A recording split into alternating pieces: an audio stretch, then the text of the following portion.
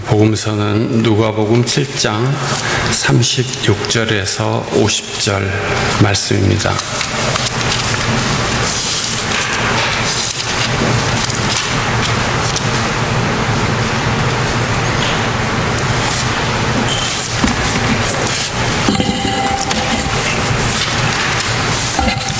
누가복음 7장 36절에서 50절에 기록된 하나님의 말씀. 바리새파 사람 가운데에서 어떤 사람이 예수께 청하여 자기와 함께 음식을 먹자고 하였다. 그 바리새파 사람의 집에 들어가셔서 상에 앉으셨다. 그런데 그 동네에 죄인인 한 여자가 있었는데 예수께서 바리새파 사람의 집에서 음식을 잡수고 계신 것을 알고서 향유가 담긴 옥합을 가지고 와서 예수의 등 뒤에 발 곁에 서더니 울면서 눈물로 그 발을 적시고 자기 머리털로 닦고 그 발에 입을 맞추고 향유를 발랐다. 예수를 초대한 바리새파 사람이 이것을 보고 혼자 중얼거렸다. 이 사람이 예언자라면 자기를 만지는 저 여자가 누구이며 어떠한 여자인지 알았을 터인데 그 여자는 죄인인데. 예수께서 그에게 말씀하셨다. 시몬아, 내게 할 말이 있다. 시몬이 말했다. 선생님, 말씀하십시오. 예수께서 말씀하셨다. 어떤 돈놀이꾼에게 빚진 사람 둘이 있었는데 한 사람은 500데나리온을 빚지고 또 한 사람은 50데나리온을 빚졌다. 둘이 다 갚을 길이 없으므로 돈놀이꾼은 둘에게 빚을 없애주었다. 그런데 그 두 사람 가운데에서 누가 그를 더 사랑하겠느냐? 시몬이 대답하였다. 더 많이 빚을 없애준 사람이라고 생각합니다. 예수께서 그에게 말씀하셨다. 네 판단이 옳다. 그런 다음에 그 여자에게로 돌아서서 시몬에게 말씀하셨다. 너는 이 여자를 보고 있는 거지. 내가 네 집에 들어왔을 때에 넌 내게 발 씻을 물도 주지 않았다. 그러나 이 여자는 눈물로 내 발을 적시고 자기 머리털로 닦았다. 너는 내게 입을 맞추지 않았으나 이 여자는 들어와서부터 줄곧 내 발에 입을 맞추었다. 넌 내 머리에 기름을 발라주지 않았으나 이 여자는 내 발에 향유를 발랐다. 그러므로 내가 네게 말한다. 이 여자는 그 많은 죄를 용서받았다.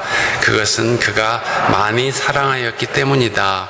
용서받는 것이 적은 사람은 적게 사랑한다.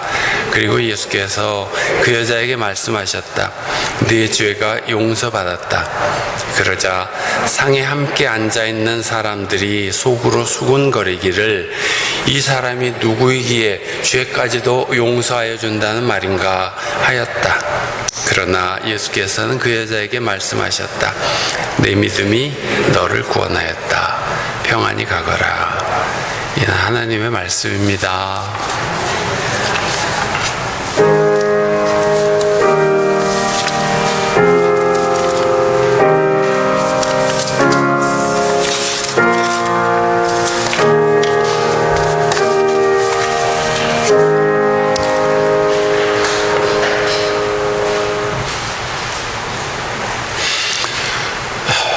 오늘도 하나님 말씀의 은혜가 우리 가운데 임하시기를 빕니다.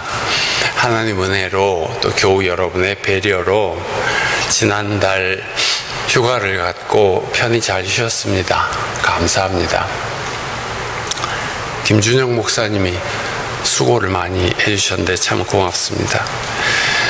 주일마다 우리 공동체 예배를 위해서 기도하고 협력해 주신 교우 여러분, 또 매주 예배당 안팎을 청소해 주신 여러분 참 고맙습니다. 우리 삶에는 감사하고 고마운 일들이 참 많습니다. 살아있는 모든 날들이 너무너무 하나님 앞에 감사합니다. 무릎이 자유롭게 움직이면서 걸음을 걸을 수 있는 것도 감사한 일이고, 숨을 편하게 깊이 쉴 수 있는 것도 감사한 일입니다. 감사한 일들이 살아갈수록 점점 더 많아지니 그 또한 감사할 일입니다. 오늘은 금년의 절반을 넘어서서 생명의 하나님께 감사드리는 날이죠. 저는 이번 휴가를 통해서 좋은 경험들을 많이 했습니다.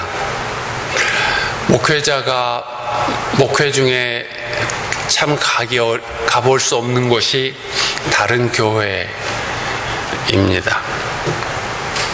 저의 모교회인 목포중앙교회, 은명기 목사님 개척하신 전주 임마누엘 교회, 우리 동네 신축한 광주 남문교회, 강진의 서문안교회, 그리고 화순읍교회와 순천 중부교회에서 예배를 함께 드리는 좋은 경험을 했습니다.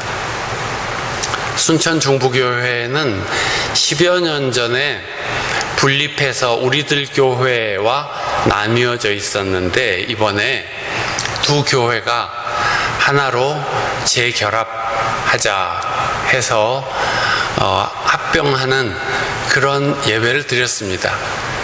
교회가 합병할 때는 두 교회 교우들이 다 모여서 노회가 이 교회가 이제 하나가 되었음을 선언합니다 하고 선언을 함으로써 하나가 되는데, 저는 그 역사적인 자리에서 하나님 말씀을 전하기도 했습니다. 감사한 일입니다. 영국 런던에 평생 헌신적으로 빈민들을 도우며 사는 할머니가 있었는데, 매코믹 신학교의 한 교수가 그분에 대한 이야기를 듣고 현장에 가서 인터뷰를 한 적이 있었답니다. 그 교수는 할머니의 활동에 깊은 감명을 받고 어디서 그런 힘이 나오는지 물어보았습니다. 그랬더니 그 할머니는 자기가 오래전에 겪었던 일 하나를 이야기해 주었습니다. 그는 제2차 대전이 일어났을 때 프랑스에 살고 있었는데, 프랑스든 폴란드든 어디든 유대인들을 색출해서 수용소로 보내는 게슈타포의 활동이 정점에 이르고 있을 때였습니다. 그런데 어느 날 프랑스의 위그노 과부 한 사람이, 위그노는 프랑스의 신교도입니다. 그에게 와서 안전한 곳이 있으니, 그리고 지금이 때가 좋으니 피신하십시오, 그렇게 권면을 하는 것이었습니다. 그러나 이 유대 여인은 도피 생활에 너무 지치고 힘들어서 포기하며, 그래봤자 게슈타포에게 발각되기는 마찬가지일 것이라고 피신하기를 거절합니다. 그러나 그 위그노 신도는 내가 당신의 유대인 신분증을 갖고 있다가 잡히면 대신 잡힐 것이니 당신은 형제들과 함께 피하십시오, 강권하는 것이었습니다. 이 유대 여인은 사연을 들은 뒤에 도대체 왜 나에게, 이 유대 여자인 나에게 이런 사랑을 베푸시는 것인지 그 이유를 물었습니다. 그러자 그녀는 이렇게 말했습니다. 이것은 제가 할 수 있는 최소한의 일입니다. 예수님은 이미 저를 위하여 이와 같은 일을 많이 해주셨답니다. 그랬습니다. 그 위그노 과부는 유대 여인을 대신하여 고난의 길을 걸었고, 유대 여인은 자신이 직접 겪은 그 진심 어린 사랑을 단 한 번도 잊은 적이 없었습니다. 그래 그녀도 예수를 주님으로 고백하는 그리스도인이 되었고 평생을 런던의 빈민가에서 굶주린 사람들을 도우며 살았습니다. 사랑은 영원히 이어지는 생명의 기운입니다. 그런즉 믿음, 소망, 사랑 이 세 가지는 항상 있을 것인데 그 중에 제일은 사랑이라. 그 중에 으뜸은 사랑입니다. 예언도 패하고 방언도 그치고 지식도 사라질 것이지만 사랑은 영원할 것이다. 하나님은 사랑이시기 때문입니다. 12살 소녀가 발을 다쳐서 깁스를 하고 목발을 짚으며 병원에 다녔습니다. 엄마가 함께 가지 못하는 날이면 혼자 택시를 타고 갔습니다. 어느 날은 병원에서 나와 택시를 타려는데 아무리 택시를 잡으려고 애를 써도 목발을 짚고 서 있는 이 소녀 앞에 서주는 택시가 없었습니다. 지치고 슬퍼서 고개를 떨구고 흐느끼는데 아기를 업은 어떤 엄마가 와서 무슨 일이 있느냐고 묻습니다. 택시를 타야 하는데 택시가 서지를 않는다고 하니 그 아기 엄마가 알았다고 하고 차도에 나서서 택시를 잡아 주었습니다. 우리 조카니 잘 좀 데려다 주세요 하면서 택시를 태워주었습니다.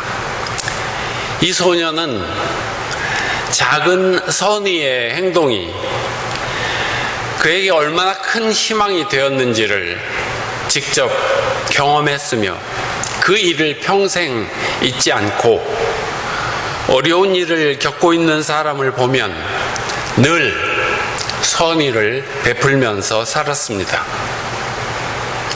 사랑은 영원히 이어집니다.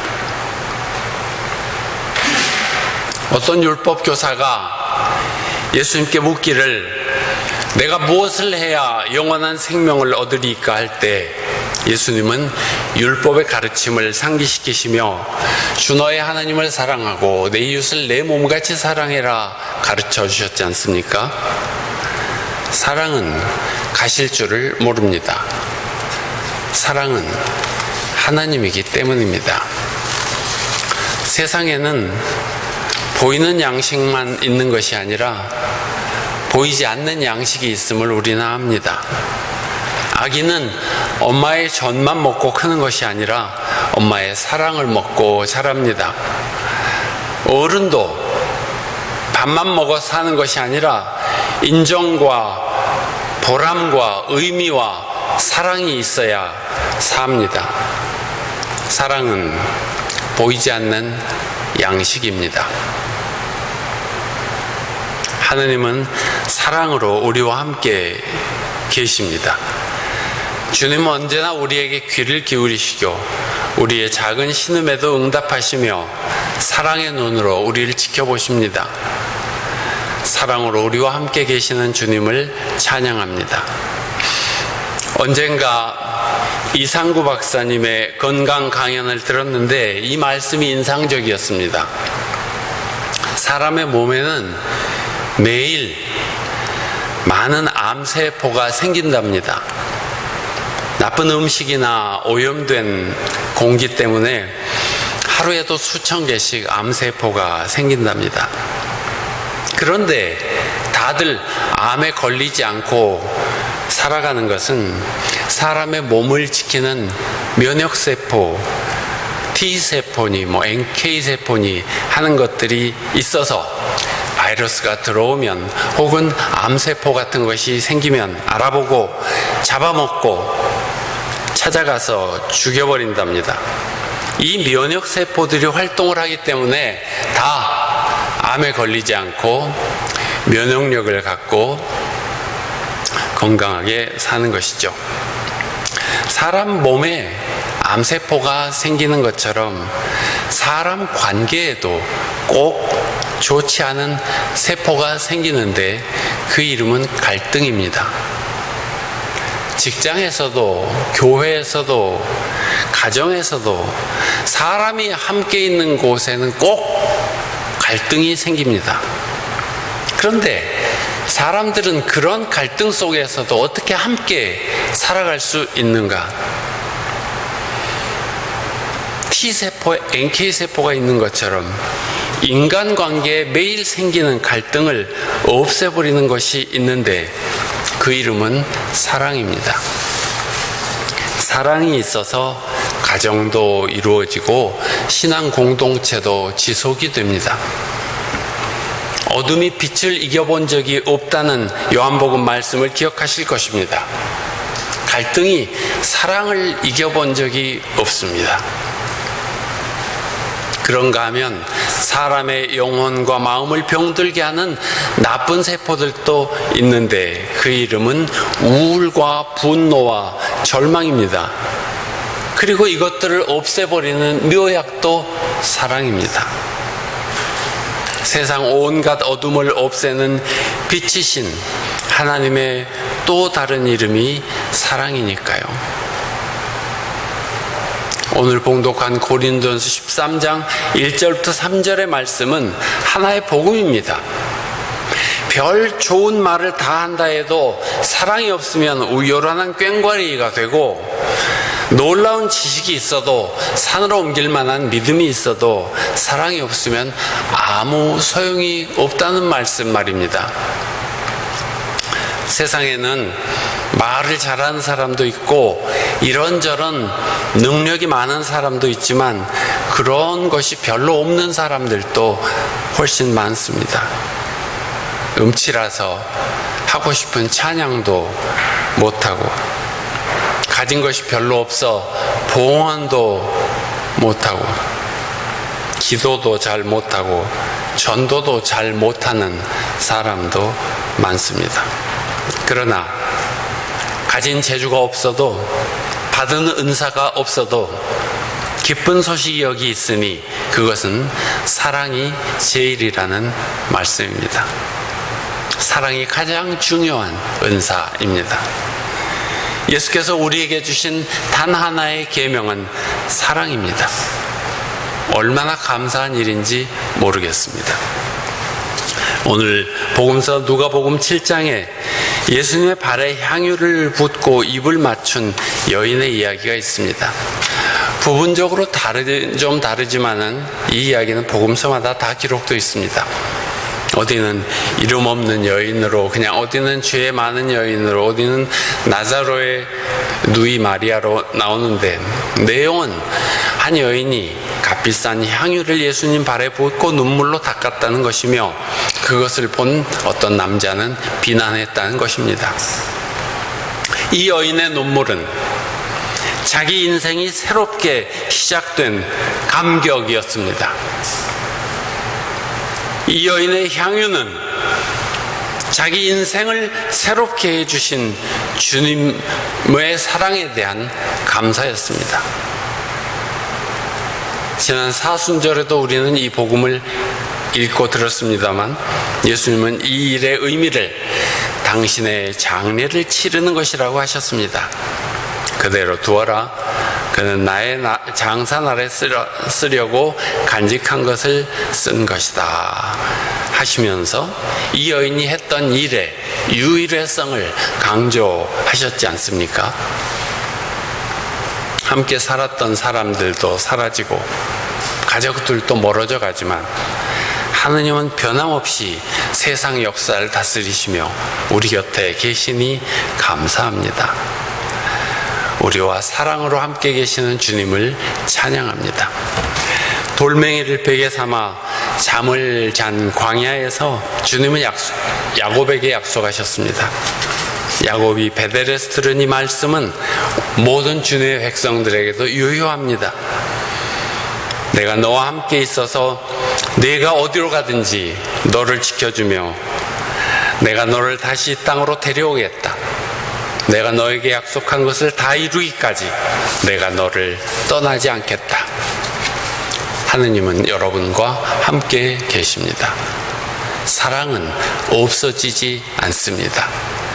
예언도 방언도 지식도 사라질 것이지만 우리가 아는 것도 불완전하고 말씀을 전하는 것도 불완전하지만 믿음과 희망과 사랑 이 세 가지는 언제까지나 남아있을 것인데 그 중에서 가장 위대한 것은 사랑이라고 했습니다. 여러분의 소원은 무엇입니까? 어떤 사람이 되기를 원하십니까? 별똥별이 떨어지는 순간에 소원을 말하면 이루어진다는 인디언 전설이 있죠. 그 짧은 순간에 주저없이 말할 수 있는 소원이라면 정말 이루어질 것입니다. 내가 사랑 많은 사람이 되기를 소원하시지 않겠습니까? 중요한 순간은 하루 중에도 있는데 그것은 잠자리에 누웠을 때입니다. 그렇게 되기를 바라는 자기의 모습을 상상하면서 잠이 들면 그렇게 된다는 이야기 들어보셨죠? 사람의 몸은 잠자고 있는 동안에 회복되고 치유되고 리셋되는 그런 부분이 있습니다. 이제 날이 더워져서 잠들기도 쉽지 않은데 오늘부터 잠자리에서 자신이 사랑 많은 사람이 되어 있는 모습을 생각하면서 잠이 드시면 좋을 것입니다. 틀림없이 그런 사람이 될 것입니다. 사랑하는 사람이 하나님의 사람입니다. 오늘의 말씀을 묵상하시면서 기도합시다.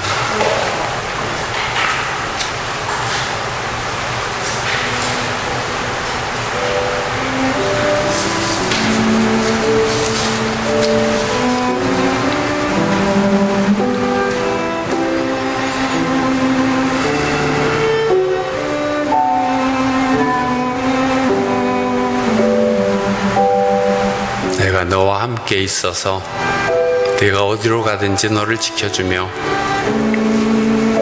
너에게 약속한 것을 다 이루기까지 너를 떠나지 않겠다.